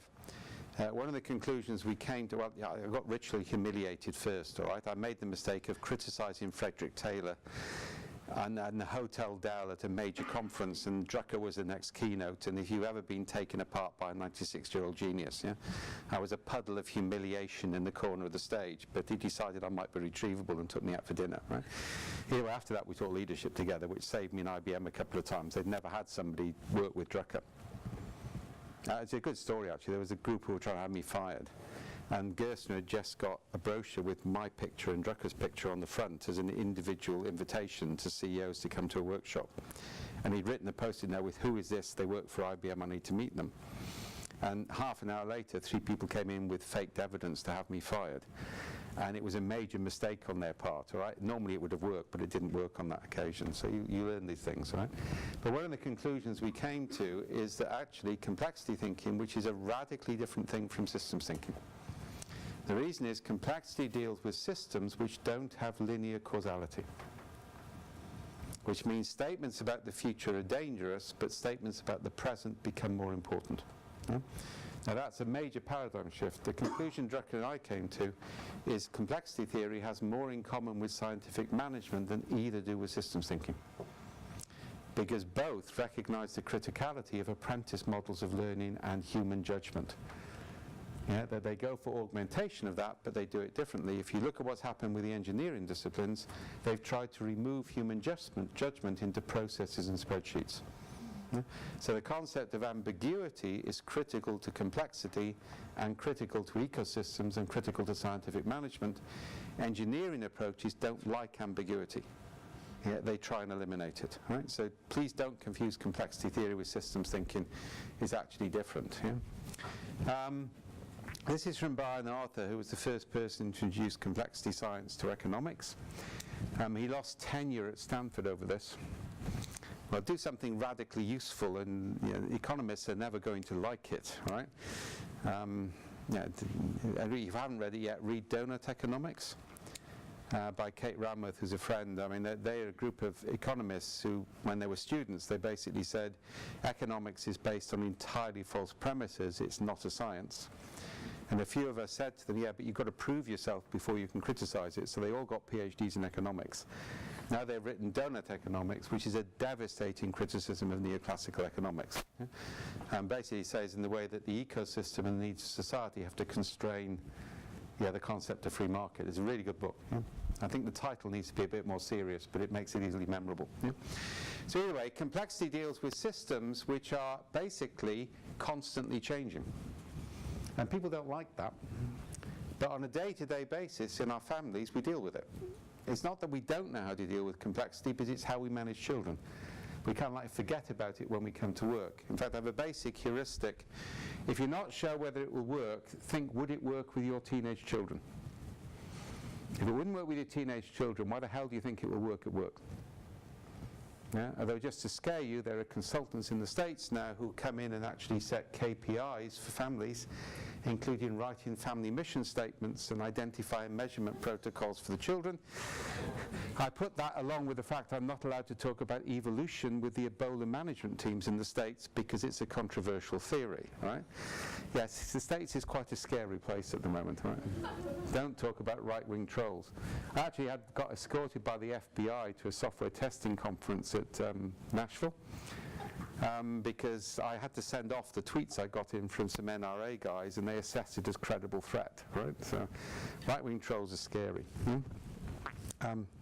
Now, I got a Brit explaining the Second Amendment, all right? That was the fun one. Okay, so what I'm going to do is basically draw Cynefin for you. Yeah. Now, there's a whole body of material on this, so I'm not going to spend much time on this, but I want to use it as a context. Cynefin looks like this. It's a 5-domain sense-making framework. It's not a model. A framework allows you to look at things from different perspectives. A model seeks to represent reality, and that's a big difference. There was a big blog post on this recently. Yeah? So basically, it identifies 4 main domains, all right? And it's not, I get people who talk about the 5 quadrants of Cynefin, which worries me about their education, right? It's like our former Prime Minister who said he wanted all schools to be above average, which rather indicates his wasn't for mathematical ability, right? And he went to Eton, right? Anyway, it identifies 4 main categories. So one is where the relationship between cause and effect is obvious to any reasonable person. So here you drive on the right, in the UK we drive on the left. Yeah? The relationship between cause and effect is self-evident to any reasonable person. Everybody buys into it. There may be exceptions. A child runs onto the road in front of you, but there's no controversy. So this is a domain of best practice. It's highly constrained. There's one right way of doing things. You can enforce it. The decision model is sense, categorize, respond. Yeah, it's one of these. This is what we do. Yeah, it's kind of like pre-given. This is doctrine, best practice, procedures, it's all that sort of stuff. Nothing wrong with this. The trouble is, if you over-constrain it, you enter this space, yeah? And that's actually quite a dangerous space. You've over-constrained a system. You're forcing people to comply with rules they know are ridiculous. I can give you lots and lots of cases from IBM if you want. Yeah? But the expense rules were the worst. Yeah, that we ended up with every country in the world had a different hotel rate by week that you could only claim, yeah, rather than management discretion. And what you ended up with is, I ended up always staying 4 nights in hotels, because then you were allowed to take your laundry with you and have it laundered at company expense, and you claimed every per diem you had. I mean, they were worse on that, all right? Like using blank taxi driver receipts to cover food for staff, because the regulations didn't allow it. Right? And just to say, some of our work at the moment is to identify the waste being caused by excessive regulation, which appears to be efficient on the surface, but is driving massive inefficiency underneath. Yeah? So over-constraint of rules means you fall over the edge into chaos. And chaos is a domain where there are no constraints. Yeah? It's a major crisis. Yeah? In that context, you act, sense, respond. But the good news is you get completely novel practice. One of the things I've introduced to a lot of companies is you have a crisis management process, trigger an innovation process in parallel. Because during the crisis, you've got a chance to innovate. Once the crisis is resolved, you won't. Yeah, it's a very simple procedural change, right? But I say, you don't want to get here because this is a space where you're going to fall over the edge. This is drawn as a cliff. Anybody knows this comes from René Thom's catastrophe theory. Yeah? You put regulation on regulation, and then all of a sudden it breaks. Yeah, the last grain of sand on the sand pile and stuff like that. Yeah? So those are 2 domains where you can have draconian structured management. Yeah, one because everybody will buy in it, and actually in both cases you'll buy it. In a crisis, people will accept dictatorship. Yeah? The dominant spaces we work with are where the relationship between cause and effect is complicated. Yeah? Now, if it's complicated, it means there is a relationship between cause and effect, there is a right answer, but it's not self-evident and it has to be discovered. Yeah? So this is a traditional consultancy model. We sense, we analyze, respond, and we apply good practice, not best practice. One of the big problems we've got in the medical profession in the UK is people are using best practice for doctors, not good practice. So they don't get discretion.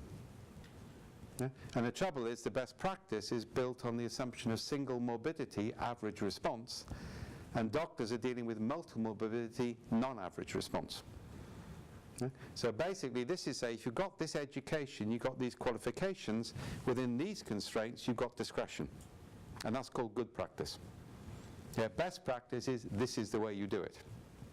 One of the reasons we're losing doctors in the UK to Australia is we've destroyed their discretion.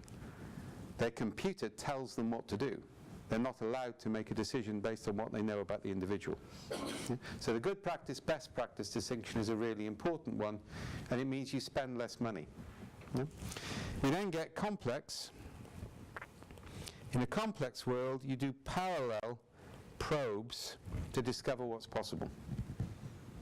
Now, you actually have to do a series of small experiments based on competing hypotheses, and it's only by acting in the system you discover what's sustainable. And actually anybody with real experience will tell you this anyway. Right? The complex domain is key. Practice there is X-adaptive. And that's a phrase you probably don't know, all right? It comes from evolutionary biology.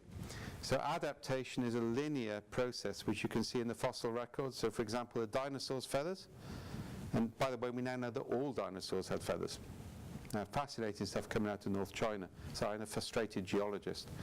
I wanted to do geology and physics at university, but my parents said there was no future in it, so I did physics and philosophy to teach them a lesson. Right? But I'm still a frustrated geologist. Give me a geology hammer and I'm really happy. Right? So either way, what you actually see is feathers developed on dinosaurs for warmth and sexual display. You see actually limbs developed to provide display panels for sex. Yeah? But then some of those dinosaurs fall from trees, and that's how we get flight. So a trait which evolves for one function under conditions of stress exapts for something completely different. You see the same with the cerebellum at the base of your brain. It evolved to manipulate muscles in fingers. In humans, it exapts to manage grammar in language. Grammar couldn't have happened in a linear way. Now, if you think that's not relevant to today, well, last night I discovered yet another way of improvising a spoon to drink yogurt in a hotel room without spoons. It goes on all the ways I've learned to open beer bottles late at night without an opener, right? We're tremendously creative as a species.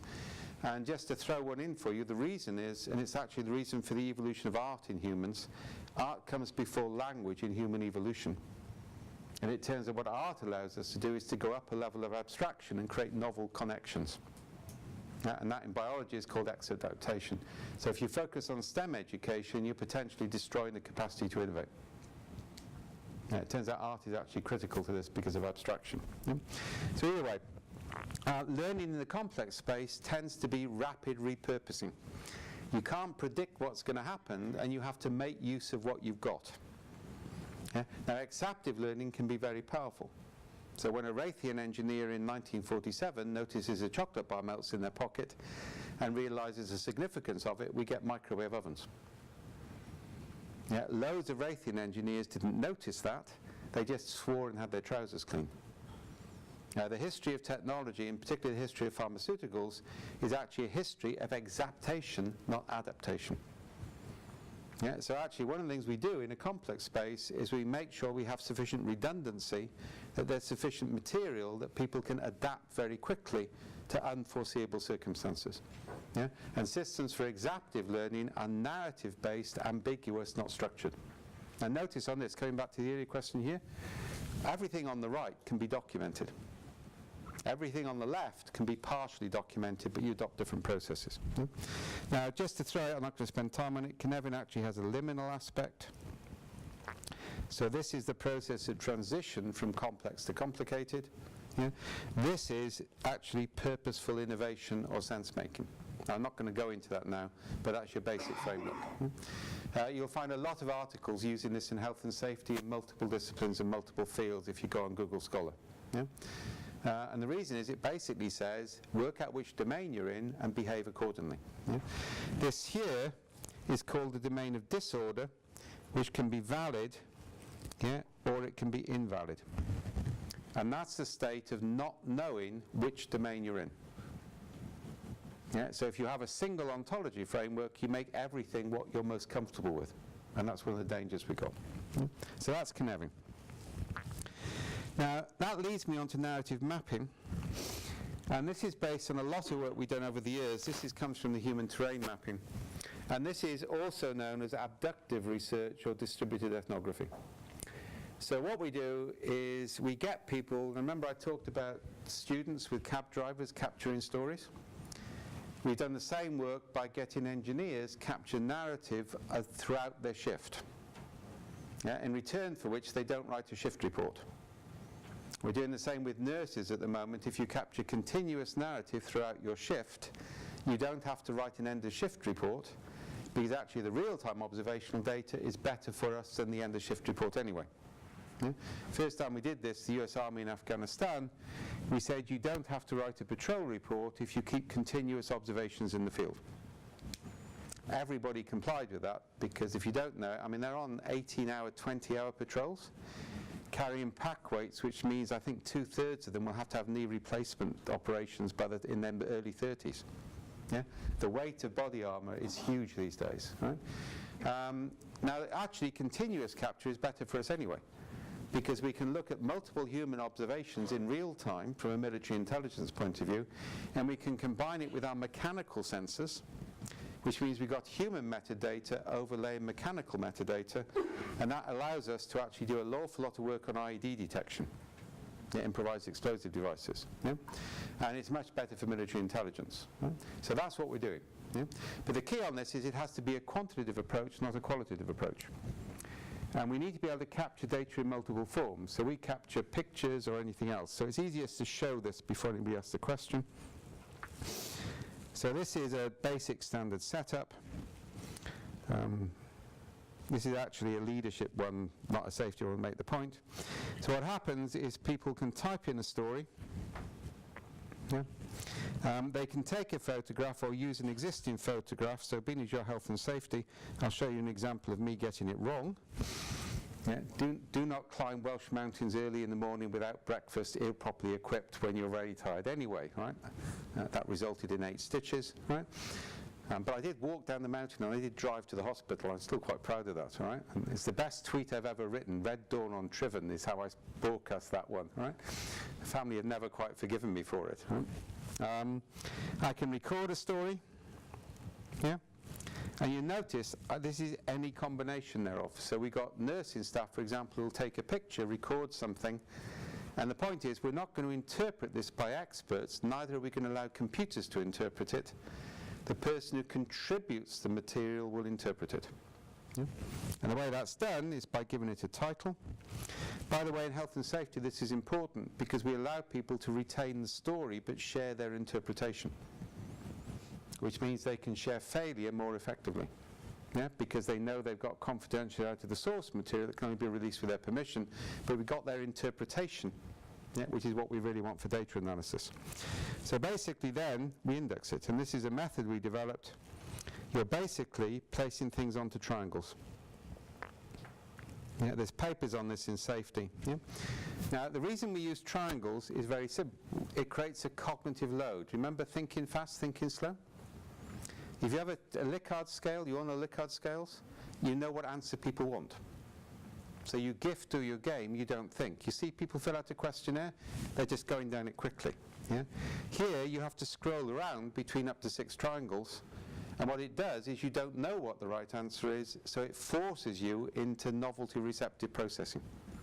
So you get more effective data. And what we actually find is people don't interpret this story, they add layers of meaning to the story. Which is why when you give the stories to other people, they don't necessarily see it the same way. Yeah? Are you labeling anchors or individuals? No. If the individual labelled it, there'd be no common data. The labels come from a classic literature search. Yeah, so you do a literature search, you identify the core concepts, and then you can validate the results. Yeah? Yeah? And I presume the spots you click on the triangle are basically into something numerical? Yeah, so I can go back to this now. So what it basically ends up with, all right, is if I've got a triangle, then you index it here. I take that area and I allocate that area to that label. But do you get a coordinate for it, or so you're turning it into something quantitative? Yeah, I am. So basically, let's suppose I've got a triangle which says this is about past, present, future. That one we use on nearly all projects. It's quite fascinating where people think the relevance of the project is, the story is. Yeah, that actually turns out to be useful. So many places the story here, yeah, then what they're actually saying is that is kind of like sort of 80% present, yeah, 10% past, 10% future. Okay? Now that gives me, and this all gets exported into our environment, so the statisticians amongst you, I can now do a hell of a lot with this, right? And the point is, people can't game input to output. They don't know what the right answer is, and this works off that abstract nature of human language. It works off cognitive load. That's the theoretical reason we do this. Yeah? Now that allows us to do some quite sophisticated things. So remember I mentioned the one we did. This is actually health and safety aerospace manufacture. So this is continuous capture, observational data, micro failures, engineers saying this smells wrongly. We had a really interesting one with water engineers looking for water leakage. We had a triangle there, said it smells wrong, it tastes wrong, it feels wrong. Yeah, now if you know water engineers, that was perfect, all right? They could just take a picture, slam it onto that. We got something like 100-fold increase in weak signal detection, and we got early indications of water leakage. Yeah, because you're allowing people, you're dealing with an ambiguous situation by ambiguous data, ambiguously interpreted. If you remove the ambiguity, you don't get what you want. Yeah, the indexing has to reflect it. Right? So this is, on the left-hand side, this is civilian manufacture. On the right-hand side, that's military manufacture. Yeah? And again, this is continuous capture, and this is a probability distribution. In complexity, it's called a fitness landscape. Yeah?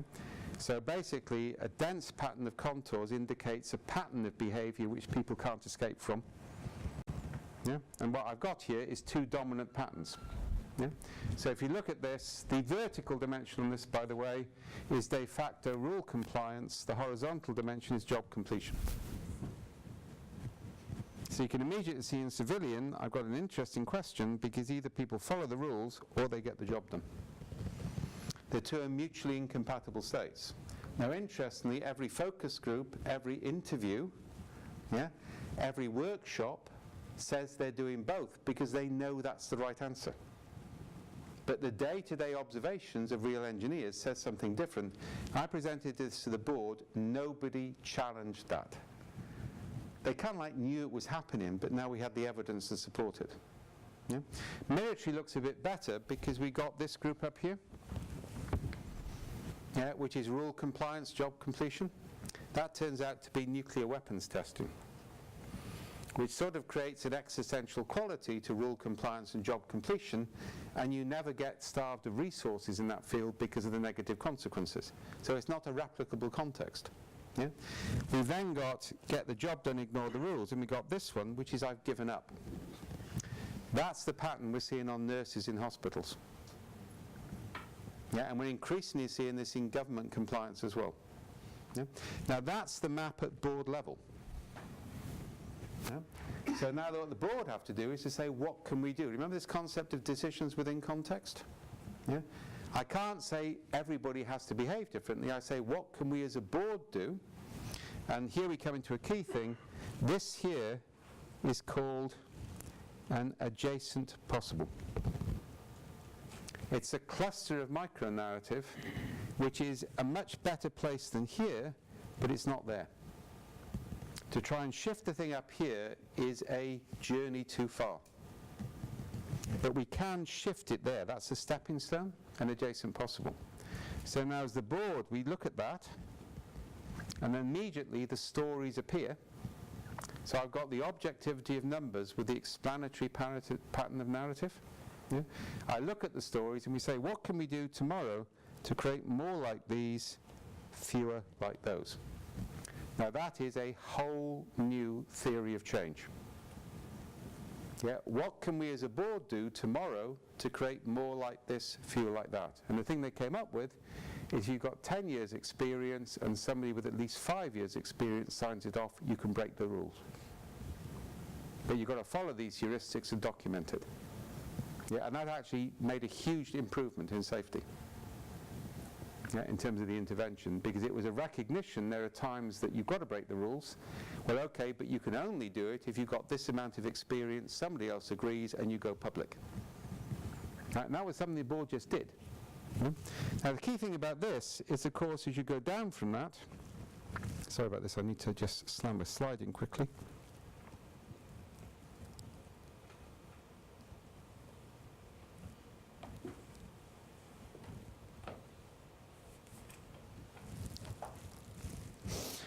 So basically, if I then look at it, what I'll find is that, for example, Department A, exactly the same map might look like this.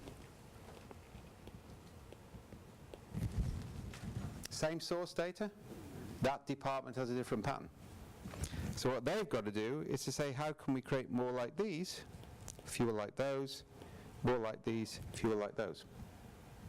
Another department may have a pattern which looks like this. Well, actually, they've only got one problem down here. The rest is kind of like okay. And what they're doing is literally sitting down with the workers and saying, what do we do tomorrow to create more stories like this, fewer stories like that? People can come up with very novel ideas in that context, whereas they can't come up with novel ideas to say, how do we improve safety? Yeah? How do we create more stories like this, fewer stories like that, is more engaging. Yeah? So that's what we call fractal decision making. It also allows us to do some quite significant stuff. This is actually mapping. So this is where we do fundamental attitude mapping. So for example, we might take an infographic. We've done a lot of this in the South African mining industry. We take an infographic about ambiguous real-world situations where if you don't break the rules, people might die. But if you do break the rules, you might get punished. We then present that to the entire workforce. They index the infographic. They can add a narrative, which basically is why I've indexed it that way. And we also frequently add in a future scenario. What do you think will happen in the future in these circumstances? Now that's actually using chaos. Chaos is randomness. Nobody is connected with anybody else. That gives me a map. Right? This is actually a peace process. This is Colombia. So we've taken a scenario about the future of Colombian society. We got people from the Colombian military to index it, people from FARC to index it, government to index it. Right? Green is military, blue is government, blue is FARC, red is ministry.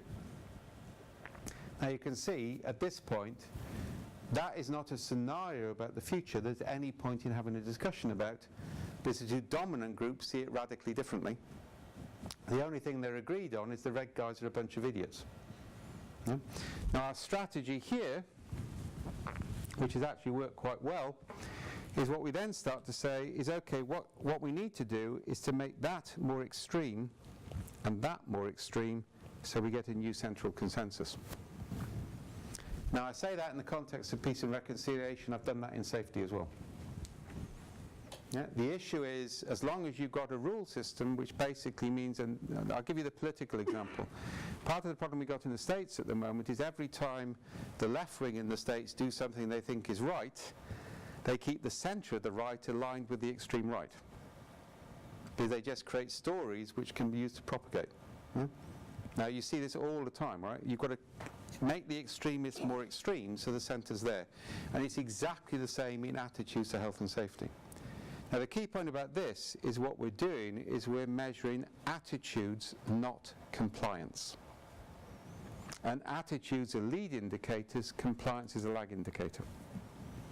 Yeah, so cyber security, for example, something we developed with GCHQ, we're basically putting up an infographic about a major cyber security breach in industry.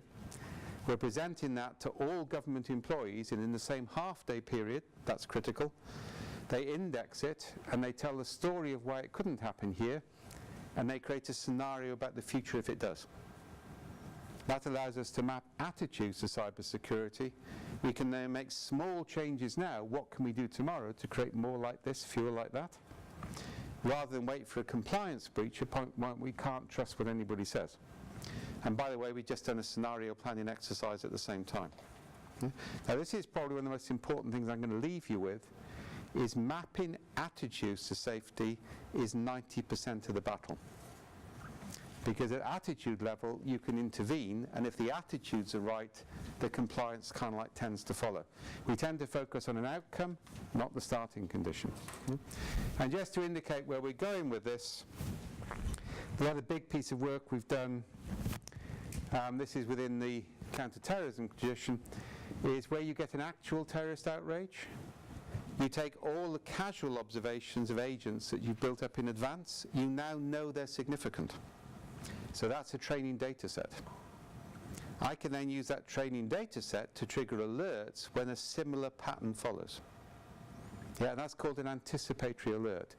It's not saying to people, terrorism is going to happen, it's saying the plausibility of terrorism has reached a critical threshold level. That's where we're also now working in safety.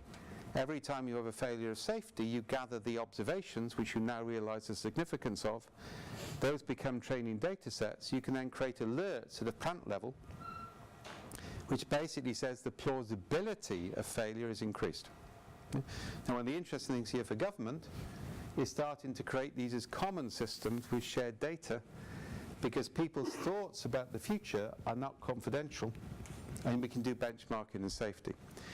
Now at that point I need to finish off because I've actually run over, for which apologies, Ray's looking at me, right? But I wanted to point out that what we've done here, sometimes complexity is called the science of common sense. Yeah?